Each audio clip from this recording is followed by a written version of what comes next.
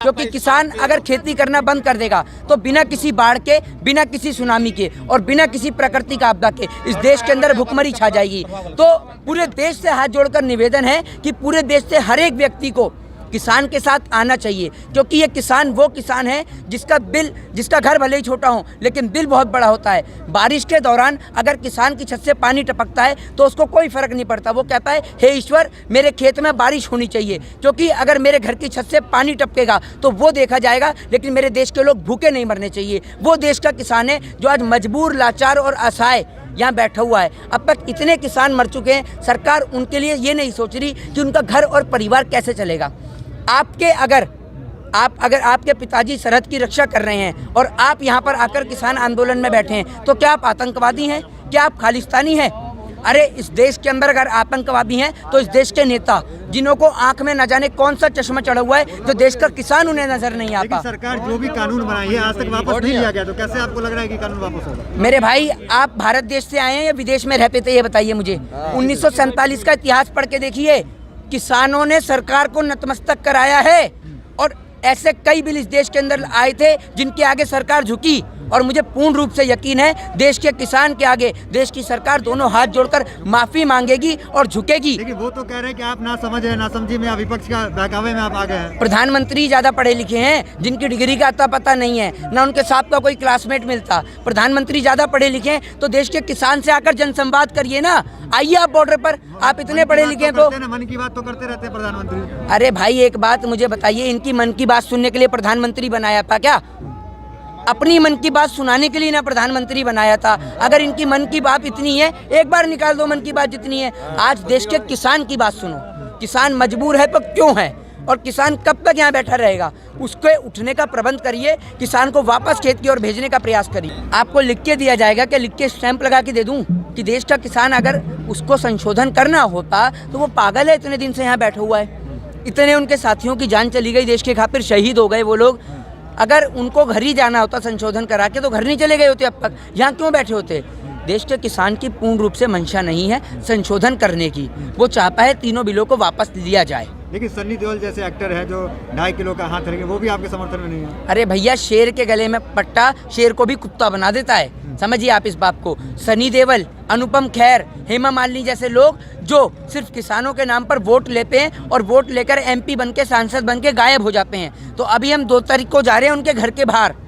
अनुपम खेर, सनी देओल, हेमा मालिनी तीनों के घर के बाहर बैठ के धरना करेंगे और इनसे पूछेंगे कि आपने जिन किसानों से वोट लिया है, क्या वो आपको खालिस्तानी नजर आते हैं? क्या वो आपको पाकिस्तानी नजर आते हैं? आपको आतंकवादी नजर आते हैं? देश की जनता को भी तो पता चले इन सांसदों का क्या ओपिनियन है। लेकिन सनी देओल तो कहते हैं ना कि हम भाजपा के साथ भी है, किसान के साथ भी है। वो तो कहते हैं ना कि दोनों के साथ। ये धोबी के कुत्ते हैं, ना घर के ना घाट के, समझिए इन बात को। हाँ, इनको दोनों हाथ में लड्डू चाहिए। सरकार तो यही किसानों ने क्या, पूरे देश ने सरकार चुनी है? देश ने सोचा था कि एक ऐसा प्रधानमंत्री जो कहता है मैंने 35 साल भीख मांगी है, मैं फक्कर फकीर हूँ, ऐसे प्रधानमंत्री को अगर प्रधानमंत्री बनाया जाएगा तो वो देश के किसान के लिए सोचेगा, उसकी आय दुगनी करने की बात करेगा। लेकिन प्रधानमंत्री जी तो अंबानी और अडानी की दलाली में व्यस्त हैं जनाब। इनको तो किसान नज़र ही नहीं आता, इनको तो अंबानी और अडानी ही नज़र आते हैं जिनके साथ में लगे हुए हैं। सारा का सारा देश गुलाम बना दिया इन्होंने अंबानी और अडानी का। अंबानी अगर देश को छोड़कर चला गया ना, किसी और देश की नागरिकता ले ली, तो भारत देश सड़क पे आ जाएगा। व्यापार कर रहे हैं अपने देश में, तो दिक्कत क्या है फिर? उनका भी तो देश है। व्यापार एक ही व्यक्ति करेगा क्या? नहीं, बाबा रामदेव स्वदेशी कंपनी है उनकी, पतंजलि, उनको भी आप बायकॉट कर रहे हैं। बाबा रामदेव की स्वदेशी कंपनी है। बाबा रामदेव से जरा ये तो पूछिए कि राजीव दीक्षित का केस रिओपन कराया जाए क्या? ये बताइए आप। वो 2.25 आंख वाला बाबा रामदेव, वो विट्ठल कानिया है, आज लापता है। कहाँ है वो कानिया? ढूंढ के लाओ उस काने को। वो काना जो उठक बैठक लगा के पूरा देश लूट गया आधे से ज्यादा, वो कहाँ है? वो लापता हो गया है क्या? उसकी गुमशुदा की रिपोर्ट लिखवाऊं क्या थाने के अंदर? ये बताइए मुझे। बाबा रामदेव जैसे लोग इस देश के अंदर सिर्फ राजनीति करने के लिए आते हैं और इनको कोई काम नहीं है। आपने बात करी कि देश की जनता या हर घर से यहाँ पर एक समर्थक होना चाहिए। देश की जनता को तो समझ आ रहा है, सरकार को नहीं आ रहा। बिल तो सरकार ही वापस लेगी ना। देखिए, हम इन तीनों काले कानून का कड़े शब्दों में विरोध करते हैं और अगर इस बिल को मेरे पिताजी भी सही ठहराएंगे ना, तो मैं अपने पिताजी का भी विरोध करूंगा, क्योंकि मैं अनाज खाता हूं, मैं गू नहीं खाता, और मैं जानता हूं कि अनाज की कीमत क्या होती है, रोटी की कीमत क्या होती है। ये किसान वो किसान है जो बंजर भूमि से भी अनाज पैदा करना चाहता है, और ये देश का किसान वो है जो जाति, धर्म, कास्ट और रिलीजन नहीं देखता कि किसका पेट भरेगा अनाज उगाने से। ये सिर्फ इसका एक धर्म है, एक जाति है, वो है मानवता और इंसानियत। भूखे को रोटी खिलाना और प्यासे को पानी पिलाना, ये देश के किसान का धर्म है। सरकार अनाज नहीं खाती क्या? जो सरकार के जो नेता हैं वो अरे सरकार तो, आप एक बात मुझे बताइए, आपके पिताजी के नाम पे प्रॉपर्टी है, ठीक है, आप उसे बेच सकते हैं? नहीं बेच सकते ना, जब तक आपके पिताजी के हस्ताक्षर नहीं होंगे। तो आप बात को समझिए, इनके पिताजी कोई और हैं, ये सिर्फ उनके बच्चे हैं, समझे? अरे भैया, आपको सारी बात मैं ही बता दूं क्या? आपको समझ में नहीं आती? आप मूर्ख आदमी हैं क्या? पूरे यहाँ पर जितने किसान खड़े हैं सब समझ गए। आपकी भी बुद्धि में गोबर भर रहा है तो आप नहीं समझ पाएंगे। भाई वो व्यापारी है, व्यापार कर रहे हैं, उनका ही देश है, इसमें दिक्कत है। वो एक पंजाब में 1600 टावर को डिस्टर्ब कर दिया गया, इसमें तो क्यों नहीं करा जाएगा? बिजली प्राइवेट है भाई साहब, बिजली प्राइवेट है। और एक बात मुझे बताइए, आपकी छत पे टावर लगता है, आप पैसा लेते नहीं लेते? तो जब किसान के खेत में टावर लगता है तो उसको पैसा क्यों नहीं मिलता? क्यों नहीं देते आप पैसा?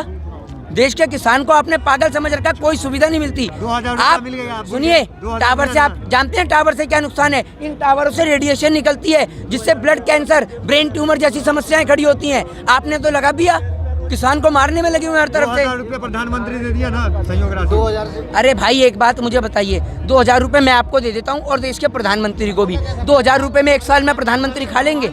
ये बताइए। प्रधानमंत्री जी का एक दिन का खर्चा करोड़ों रुपए का है।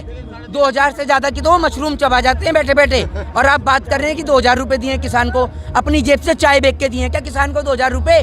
किसान का पैसा है, एक आम जनता टैक्स देती है, वो पैसा है, एहसान नहीं करा देकर कोई।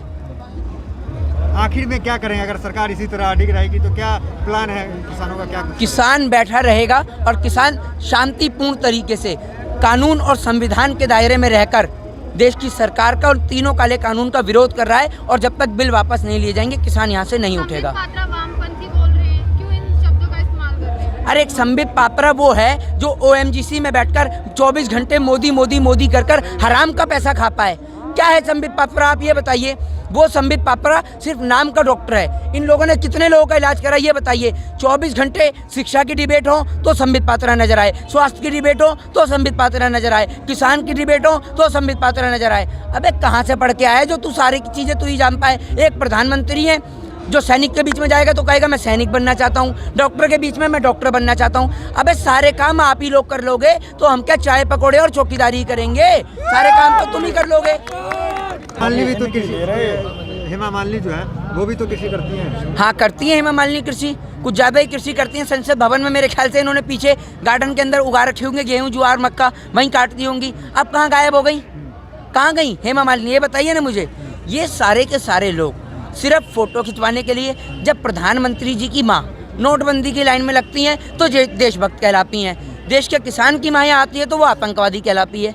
ये कहाँ तक सही है? आप ये बताइए मुझे।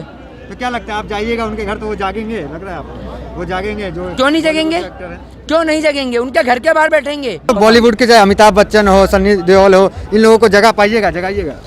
हमें बॉलीवुड के मोहताज नहीं हम लोग, समय आएगा बॉलीवुड को भी जवाब दिया जाएगा। फिलहाल टकराव सरकार से है, सरकार की नीतियों से है। अगर सरकार से रही बात बॉलीवुड की, जो अपने आप को वहाँ इसी रूम में बैठ करके हमारे खिलाफ बयानबाजी कर रहे हैं, एक बार जरा किसानों के आसपास को गाड़ी निकाल के देख लेगा। अगर रेल न बना दी तो बात है किसानों ने, किसान कमजोर नहीं है। मतलब प्रहार होगा, किसान उस पर छोड़ेगा नहीं। देखिए प्रहार हम सवाल करेंगे उनसे, हम पूछेंगे कि आप सवालों का प्रहार करेंगे। हम पूछेंगे अमिताभ जी से, हम पूछेंगे सनी देओल से, हम पूछेंगे कंगना से, जिस गेहूं को, जिस अन्न को तुम लोग खा रहे हो, आज उसी उगाने वाले का आप अपमान कर रहे हो। ये किस तरह का लाल बहादुर शास्त्री, हमारे स्वर्गीय चरण सिंह जी जैसे नेता, बाबा महेंद्र सिंह टिकैत जी, जिन्होंने अपनी जान की बाजी लगाकर आज किसान को इस तक पर पहुंचाने का काम किया है। अगर ऐसे नेता का, ऐसे भोले वाले किसान का अपमान कर ये लोग अपना आप को बड़ा साबित करना चाहते हैं, तो इन लोगों से छोटा आदमी, इन लोगों से बड़ा गिरा हुआ आदमी किसी को नहीं मतलब मानता। जरूरत पड़ेगा तो किसान उन लोग के घर पे जाके उनको जगाने का काम करेगा, सवाल करने का काम करेगा। किसान सड़क किसान की संसद इनका है, हम किसी के घर पे नहीं जाएंगे, हम सड़क पर उतरेंगे। लेकिन संसद में भेजा ना, किसान ही ने उनको वोट दिया। देखो चुनाव में जब ये लोग हमारी डोल पे आके बैठ गए, कहने लगे चौधरी साहब अब के वोट दे दो, थारे हिसाब से काम करेंगे। हम लोगों ने वोट दिया, हम लोग भी तरसते 60-70 साल से, कहीं ना कहीं हमें ये था कि किसानों का कल्याण नहीं हो रहा, कि चलो ये नई सरकार है, बदलाव करके देख लो। हमारे डोल पे आके कोई बैठा वोट मांग रहा, दे दो भाई वोट, लेकिन इन्हीं के कहने पे हमने वोट दिया, तो इन्हें उतारना भी किसान जानता है।